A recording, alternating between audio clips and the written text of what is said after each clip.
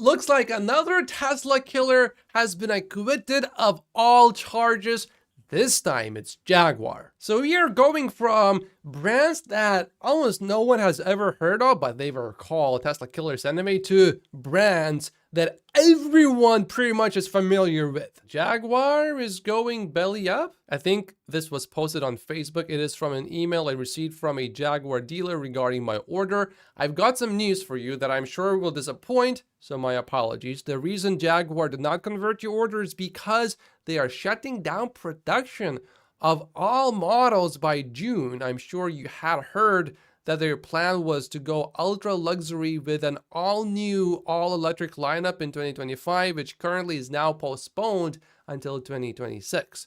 New reports suggest that JLR is working towards splitting the brands, and it appears that their parent company, Tata Motors, is in the process of spinning Jaguar off to sell it as a separate business unit. My guess is they will find a Chinese backer looking to enter the market with some brand recognition. Their plan is for low production in the future that doesn't fully support the existing dealer network. They have been actively pursuing dealers to turn back their Jaguar franchises, as they will only be producing around 9,000 vehicles annually. They have gone from 187 dealers in 2022 to 141 dealers currently, and are looking to have only 90 in total. With 90 dealers and 9,000 cars, that's only 100 cars per dealer per year, so 8 cars per month. It's simply not a sustainable business model, and since we are a standalone Jaguar dealership, not a dual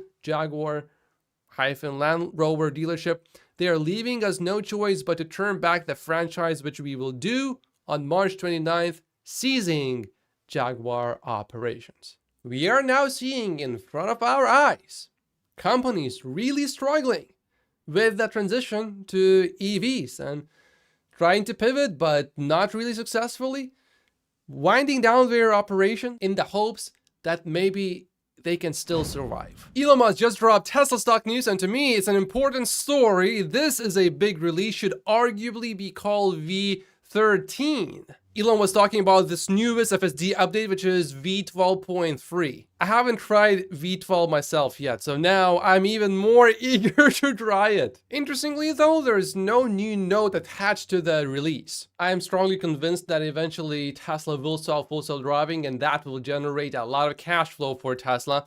I think it will be apparent that FSD is sort of around the corner when Tesla starts showing us intervention data and how many disengagements there are. Let's say for every 100 miles driven or 1,000 miles driven. We know that Tesla tracks this data because Walter Isaacson wrote about that in Elon's biography. So I certainly would understand the point of view that would state that, yeah, Tesla is not making much progress until that data is revealed. But I say, the moment it's released and the moment people realize FSD is around the corner, it's probably going to be too late to own Tesla stock, because by then everyone will have realized it and everyone will have jumped back into the stock. I know some Tesla stock investors, even those that are strongly convinced that in the long term, FSD will pay off in a major way, even those people trade Tesla stock, some of them, and I will feel bad for them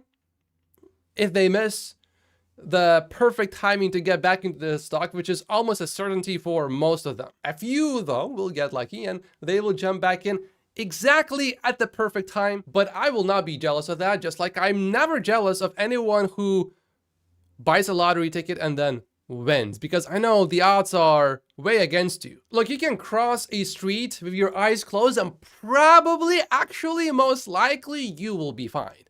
But if you do it enough times, you're gonna be dead. And me being out of Tesla stock would severely increase my chances of missing out on the next big run, and I don't want to take that risk.